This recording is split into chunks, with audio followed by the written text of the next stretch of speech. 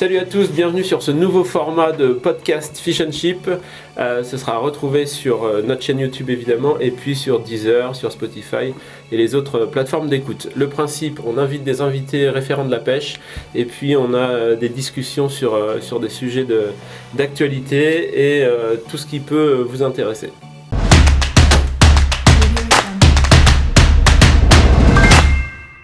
Salut à tous pour le premier podcast Fish and Chip. On va parler sponsoring. J'ai invité Pierre Chapelle de VMC et puis Tom Couchou, Ultimate. Ravi d'être là. Ouais, ravi les gars, bienvenue. Merci. Donc on parle sponsoring. Toi, tu as été sponsorisé déjà dans ta vie? Non, jamais. Jamais. Bien. Il est pas trop tard. Tom? Ouais, bien sûr. Ok. Pendant plusieurs années. Ok. J'ai commencé assez jeune. Je crois que j'avais 18 ans quand j'ai été sponsorisé pour la première fois. Donc tout de suite par Ultimate Fishing, ça a commencé tout de suite avec eux. Ok, c'est parce que c'était ton choix de départ, c'est la marque que tu voulais représenter. Alors forcément, en tout cas de mon point de vue, c'était vraiment un petit peu comme si je commençais par le top tout de suite, parce que c'est vrai que c'est le haut de gamme.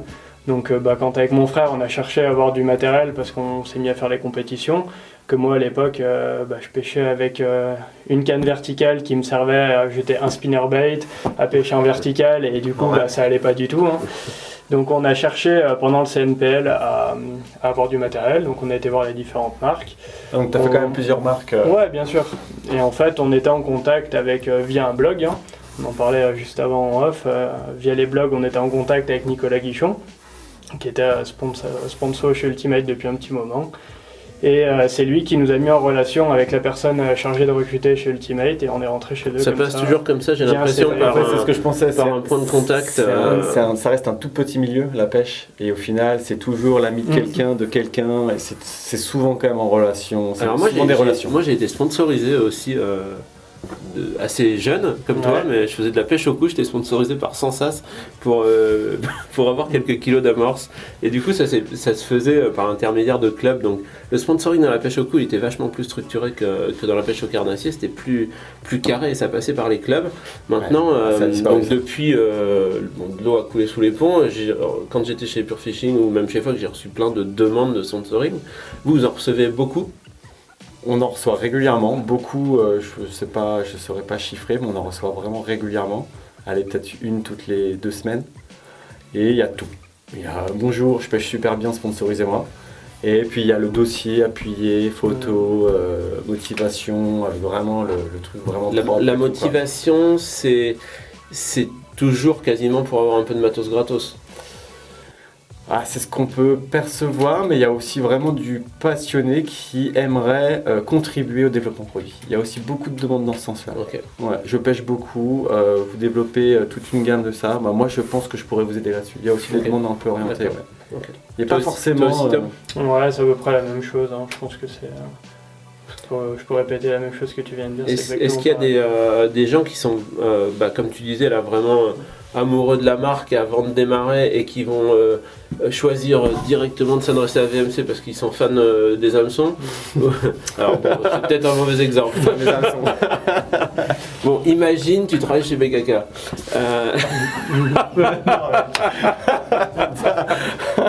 Il peut pas me dire. T'as des mecs qui vont faire la démarche auprès d'une seule marque parce qu'ils l'aiment, tu vois, ou ils se sentent proches de... Ouais, il y a des marques emblématiques. Tu te rappelles quand on travaillait pour Mitchell, Berkeley, Abu Garcia, il y a quand même des marques emblématiques qui attirent du monde, clairement. Ouais. Clairement, aujourd'hui VMC, marque d'hameçon, c'est plus compliqué. Mais souvent, on recevait des courriers types où des fois les mecs oubliaient même de changer la marque de la boîte à laquelle ils avaient écrit avant. Tu vois. C'est que c'est toujours difficile de savoir est-ce qu'il dit pas qu'il adore cette marque-là à tout le monde et le discours il change en fonction du destinataire. Ce qui a changé aussi, c'est maintenant on analyse directement sur les réseaux sociaux. On reçoit un profil. Le premier réflexe qu'on a, Insta, Facebook, YouTube. Ouais. Moi, c'est le CV en quelque sorte. Vous cherchez en fait, la marque, elle cherche quoi? Elle cherche de la visibilité et si possible un contenu de qualité. C'est pareil, c'est en train de changer énormément. Maintenant, clairement, les marques, elles ciblent l'audience de la personne qui postule. Lui, il a 1000, lui, il a 2000, lui, il a 3000. Malheureusement, on en est arrivé là. C'est triste. Je suis pas forcément d'accord avec cette approche. Mais un mec qui a du potentiel follower, il va être beaucoup plus intéressant pour les marques qu'une personne Alors, par qui exemple, a un 50 mec comme followers. Tom qui a acheté les T'as trois combien- quarts de t'as combien- t'as combien de ses followers followers. Ouais, 30 000 et quelques sur Instagram. Voilà. 30 000 Ça, c'est followers, bankable. je pense que- Ça, tu le c'est bankable. tu le sponsorises chez MMC. C'est bankable. Si ouais. toutefois il aimait la marque. Contrat. Après, mais- il n'y a pas que ça, hein. C'est-à-dire que bien sûr, il y a le côté réseaux sociaux. Vous, je ne sais pas comment ça se passe chez VMC par rapport à ça, mais il y a aussi le côté animation, présence sur le Exactement. terrain. Exactement. Et où nous, on a des gars qui sont vraiment pas bons ni à l'écrit, Exactement. ni en photo, ni en vidéo, mais qui par hyper contre, important en magasin. C'est Tout le souvent monde deux les connaît profils versus différents et complémentaires. Et ouais. opposés. Et c'est rare d'avoir la même personne qui fait les deux. c'est ça. Exactement. Soit le mec il a un bon contact, il va dans les magasins, il est Ouais. proche des gens, il discute, finalement il fait la promo de ta marque. Il y a rarement soit les il deux. est geek introverti à lunettes. Mais c'est vrai, t'as vraiment le profil de l'Instagrammeur qui va être bon en photo et avoir un gros réseau, et t'as le bon mec en magasin qui va aller dans tous les magasins. Et vous prenez les deux pour être sciemment, pour être Nous on a les deux. complémentaires. Ouais, nous on a les deux. Ok. Ouais, l'idée Clairement. sur une zone, c'est d'avoir les deux, c'est là où tu es le plus efficace du coup. Ok, alors qu'est-ce que vous. Parce qu'en fait, être sponsorisé, c'est pas forcément une fin en soi. Qu'est-ce que. C'est quoi leur devoir aussi? Enfin, qu'est-ce que vous attendez d'eux en amont avant? Enfin, parce que tu reçois un truc, le nombre de followers, ça suffit pas. Il faut que le mec il ait une certaine qualité dans le contenu, quoi. Bah à l'époque il y avait les blogs, tu te rappelles, à l'époque de Fishing Story, et tu te rappelles, on était hyper tatillons sur l'écriture. Donc les mecs devaient tenir un blog régulièrement, sans faute d'orthographe. C'était un exercice ultra compliqué pour 80-90% des pro-staff qu'on avait, Ouais. tu te rappelles? Ouais. Donc il y avait toi qui tenais la route, il y avait Mister Checo qui tenait la route, il y avait Sébastien François qui faisait un super blog aussi, Jimmy Maestrello. Ouais. Et on avait réussi à tisser un petit réseau avec Fishing Story qui était plutôt cool. Et aujourd'hui, je pense franchement que ça a bien changé Bah, pour l'écriture, c'est plus compliqué, ouais. pour l'écriture. Mais ça reste la base. Si vous avez envie de postuler auprès d'une marque pour être sponsor, faut essayer de faire un truc un peu en français sans trop de fautes d'orthographe. Clairement. Déjà, d'avoir des Clairement. images un sur petit l'approche, peu. sur l'approche, ça marque des points. Souvent, j'ai l'impression que les images, elles sont de mieux en mieux globalement. Enfin, c'est-à-dire qu'à force de voir défiler tous les jours du contenu sur les réseaux, les gens s'adaptent et produisent une photo pas si dégueulasse que ce qu'on recevait Mais quelque part à stéréotypé. l'époque. Pardon? Mais stéréotypé. Oui, C'est-à-dire alors quand peut-être. Tu peux faire défiler ton fil d'actualité et des poissons Ça- posés comme ça. C'est un peu Non le- mais ça c'est pour tout. Tout à l'heure, quand tu Nos parlais publis, d'évolution, tu regardes, des fois je regarde, je dis oh tiens on a fait une bonne publi. En fait non c'est l'heure de la pêche. Oh putain ils ont fait pareil. Non, tout se cale en fait. Non mais c'est vrai que quand tu as un truc référent, tout s'uniformise et se cale dessus et au final tu sais plus qui fait quoi. Mais c'est vrai que si les photos sont comme ça calées sur des trucs référents, bah finalement elles sont mieux que. Rappelle-toi ce qu'on recevait un peu en vrac. J'ai des petits souvenirs. Non mais c'est vrai. Ouais, c'est Ah, clair. c'est sûr que ça a évolué, mais après le côté photo, comme tu dis, tout le monde le fait un petit peu maintenant et ça suffit presque plus. C'est 10 fois plus facile. aussi. Disons que maintenant, sur les réseaux, les vidéos format vertical, elles font beaucoup plus de vues, elles touchent beaucoup plus de monde. C'est encore un autre exercice qui demande du matériel, qui demande du savoir-faire. Et c'est quelque chose, nous personnellement, qu'on va rechercher, parce qu'on sait que c'est quelque chose qui est dur à avoir. Et quelqu'un qui vient avec ça sur son CV aujourd'hui, c'est quelque chose qui attire. Et YouTube, pareil, quelqu'un qui est capable de faire du montage et de présenter quelque chose sur YouTube, c'est un exercice qui est pour moi encore plus dur. Mais du coup, quelqu'un qui sait faire ça, qui sait s'exprimer devant une caméra, qui sait faire le montage. On cherche ça, pas les c'est- meilleurs pêcheurs possibles au final. Non, pas du tout.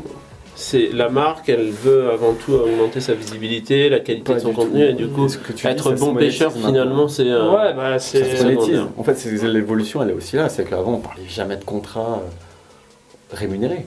Mm. Tu te rappelles bien, il y avait aucun contrat rémunéré. On rémunérait avec du matériel de Autant je pêche. payais même pas pour les comme salarié, alors t'as qu'à voir.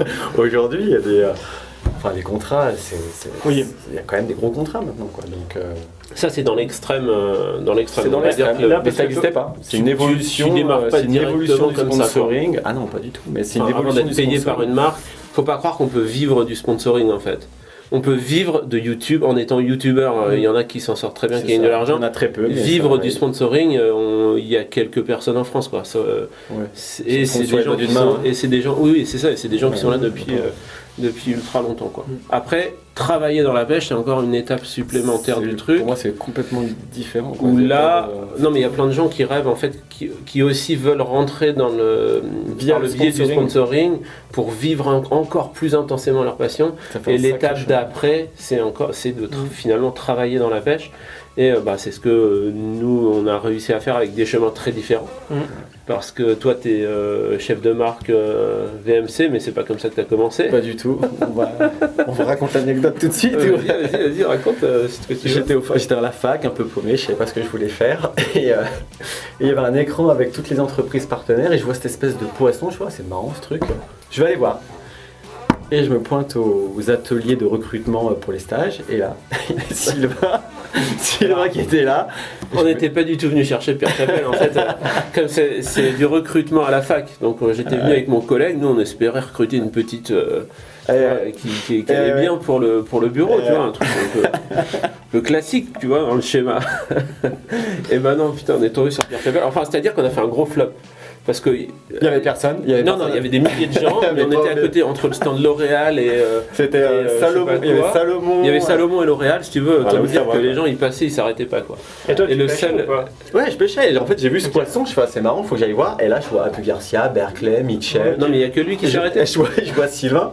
Donc je me suis arrêté évidemment, je pêche les gars et tout, donc j'ai été pris en stage. Voilà. Et je suis jamais ressorti. Si, t'as été larbin pendant des années quand même. Et je suis resté 8 ans chez PF au final. Et puis il s'est émancipé et puis au final il est chef de marque. Donc il n'y a pas de porte d'entrée très nette en fait. Hein. Ce que tu as appris à la fac, tu t'en sers. Enfin, ça n'avait pas un énorme rapport avec ce que tu fais aujourd'hui. Ça m'aide au final. Ok. Ça m'aide. Clairement, ça m'aide. Moi j'ai fait des études complètement différentes. Je suis rentré par hasard en tant que commercial et puis j'ai changé après de boulot, mais c'était pas en lien quoi. Toi c'est pareil. Ouais. Après, j'ai eu pas mal de fois la question en animation. Souvent des ados qui rentrent, qui me disent comment t'as fait pour travailler là-dedans. Et je leur dis, mes études, elles m'ont pas apporté directement une porte d'entrée chez les marques. Par contre, ça m'a appris à écrire comme il faut, ça m'a appris à synthétiser, ça m'a donné du temps aux quatre coins de la France, avec mes stages. Je dis pas qu'il faut pas aller à l'école et espérer bosser dans la pêche. Hein. Non, mais en fait, ça apporte des qualités qui sont nécessaires, je pense, pour faire ces métiers-là. Peu importe les études qu'on va faire. Ouais, c'est clair. Ouais, je vais te donner un exemple. Tu vois, un des derniers sponsors qui est rentré dans l'équipe, c'est un gars qui faisait pas forcément beaucoup de com sur les réseaux. Par contre, systématiquement, quand il y avait un truc de la Fédé, il était toujours en contact avec eux. C'est-à-dire que nous, on était un peu en contact, par exemple, avec Charlie, avec cette Fédé-là, la Fédé du Rhône. Le gars participait à toutes les actions. Dans les magasins, à chaque fois en animation, il était là. Il aidait à la mise en place de l'animation, au concours qu'il y a dans le coin. Donc là, ce gars-là, on sait que tous les pêcheurs le connaissent. Tout le monde en pense du bien.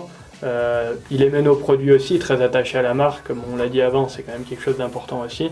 Là, tous les voyants, ils sont ouverts pour qu'on accorde notre confiance. Et derrière, quelque part, s'il faut l'aider à créer du contenu, on va lui apprendre. Derrière nous, on apporte cette connaissance-là après à la personne. Mais de base, un packaging comme ça, pour nous, c'est parfait, quoi. Au final, cette notion de confiance, elle est hyper importante, parce que je crois qu'on a tous eu des exemples où ça s'est très très mal fini quand même. Avec des casseroles énormes. Donne des exemples. Non, je peux pas. Je vais pas citer de nom. Je vais pas citer de nom, mais un pro staff qui pêche pour des marques et puis il est suivi à la trace avec le nombre de poissons morts qui sont dans il a quand même bien rebondi les commerciaux chez Westin maintenant. C'était pour toi, Rémi. C'était cadeau. Donc ouais, non, on a tous dans toutes les boîtes, il y a des exemples où ça s'est très très mal passé, où le pro staff était au final une catastrophe, où ça tuait tout, où il y avait des vols, on a tous des exemples. C'est super important. Donc la confiance, c'est la marque, elle recherche la confiance et elle peut pas se permettre d'abîmer son image en fait. C'est exactement ça. Avec ça quoi. Ouais. T'as ce côté-là et puis t'as le côté aussi où la personne, elle rentre, elle est censée représenter la marque, aider aussi dans le développement, donner son avis.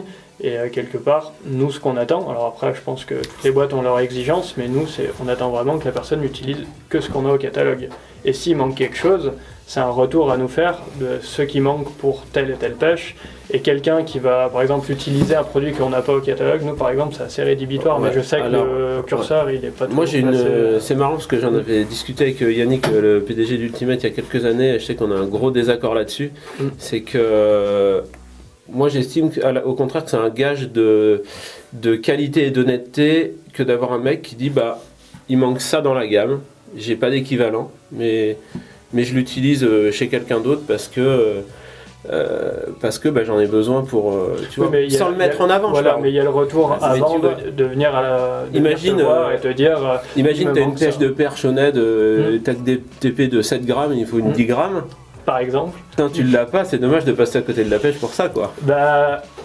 Après, à contrario, tu vois, dans ce genre de situation-là, ce qui est bien, c'est que si le mec te fait remonter l'info, et après que lui, il l'utilise le jour J, s'il communique pas dessus, c'est pas forcément un problème. Mais par contre, ce qui est important, c'est que l'info, elle remonte, et c'est ce qu'on attend, nous, de quelqu'un. Comme ça, à la gamme, t'ajoutes tes TP en 10 grammes pour l'année d'après. Exactement. Et ce côté développement, alors parce qu'il y a plein de gars qui dans le sponsoring pensent qu'ils vont être partie prenante dans les produits et souvent ils demandent à être testeurs. Ça revient souvent. Et en fait, c'est vrai que ça le chef souvent. Produit, alors je l'ai été, toi tu l'es, on s'appuie sur des gens de confiance qui sont là depuis longtemps, avec qui les rapports sont déjà établis, etc. Dont on sait qu'on va avoir un retour rapide, tout ça. Et rapide, en fait, le sponsor qui arrive, demandez pas à être testeur en fait, on n'enverra pas des choses, des protos en test parce qu'on a notre circuit déjà établi de confiance où on sait que ça fera pas d'erreur. Et ça représente pas beaucoup de personnes. Et ça représente très peu de personnes. Les tests sont faits généralement avant que le produit soit. Bien sûr, quand le produit est là, c'est qu'il a déjà été testé validé, et qu'il est bon. Donc ça c'est une fausse approche. Il faut mieux mettre en avant ce qu'on va apporter à la marque en termes d'image, de notoriété et d'efforts personnels à apporter pour faire tourner la roue. Bon, on a encore plein de choses à dire sur le sponsoring, mais il va falloir conclure quand même.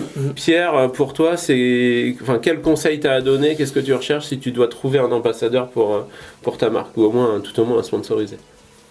Qualité des photos, soin de rédaction, et de toute façon on aura fait le tour de la personne, j'ai dit réseau pêche. C'est bien de réseau. Ouais, c'est du réseautage. Malheureusement, c'est du réseautage et c'est souvent par le biais des commerciaux, par le biais d'autres pêcheurs. Donc le conseil, c'est quoi? C'est d'être près du milieu pêche, ouais. C'est pas difficile à dire, mais une personne inconnue qui débarque et qui dit bah oui, moi je fais des belles photos et je prends beaucoup de poissons, on aura toujours un peu de mal s'il est connu ni d'Ève ni d'Adam. On a toujours la crainte en tant que marque de prendre une personne à qui on fait confiance et derrière, boum, ça se passe mal. Et là, c'est chaudé, t'as eu un gros chagrin. Ouais, non, mais c'est arrivé plusieurs fois, évidemment, c'est arrivé plusieurs fois. Donc, ouais. Ok, Tom? Ouais, c'est à peu près la même chose, hein. Vraiment, le côté confiance via le terrain, il est hyper important. C'est le mot-clé, ouais. Et après, bien sûr, en fonction de ce qu'on va chercher chez la personne, si vous pensez plutôt à être, si on se destine plutôt à être un sponsor vraiment création de contenu, faut être irréprochable sur les images qu'on crée, tout ça, sur l'orthographe des publications, etc. Si on cherche plutôt à être un sponsor plutôt typé terrain, faut être proche du détaillant du coin, proche des APPMA, proche de la Fédé, participer à l'organisation des concours, faire un peu de bénévolat, tout ça c'est forcément un plus. Et quelque part, si on veut avoir un CV pour moi qui sera au top, c'est combiner ces deux trucs-là. Savoir créer du contenu et être sur le terrain. Et autant dire qu'il faut avoir du temps. Ouais. Alors, si vous êtes au chômage, que vous rêvez d'être sponsorisé, écrivez à Tom Couchou. Non, c'est sûr que ça prend un temps fou. Cumuler ça, c'est... Wow. Mais c'est un investissement qu'on a tous fait finalement à un moment donné, parce que c'était un rêve ou du moins une passion et qu'on voulait aller au bout du truc. Et tu trouves le temps, l'énergie et tu t'appliques tout simplement pour que ça marche. Et j'ajouterais même un petit truc, tu vois, sur qu'est-ce que ça apporte le sponsoring, parce qu'on va tout de suite penser à matériel, notoriété, etc.